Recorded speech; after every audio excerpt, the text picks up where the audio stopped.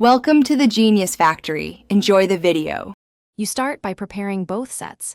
Make sure each AirPods pair and their cases have charge, and your iPhone or iPad is updated with Bluetooth enabled. Once done, open the first AirPods case next to the device so the automatic connection prompt appears. Accept it. You do this because one pair must be the primary audio host. Then keep that first pair connected and leave the device unlocked, ready to add the second pair without switching contexts or losing the first connection. Now bring the second AirPods close to the same device and open their case. Keep the first pair connected in your ears or nearby. You should see a share audio or connection prompt. Tap it to join both pairs.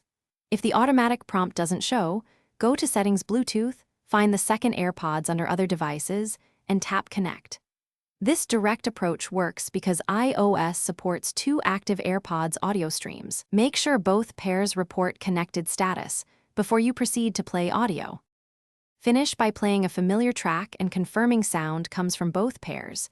Check left/right balance in accessibility if channels seem swapped. Make sure you control overall and prepare volume from Control Center. This avoids sudden loudness. If one pair fails to connect, forget it in Bluetooth. Reset the AirPods by holding the case button for about 15 seconds until the light flashes amber then white, and repair both pairs. This reset clears stubborn Bluetooth states and usually resolves pairing conflicts. Thanks for watching. If you found this helpful, don't forget to like and subscribe.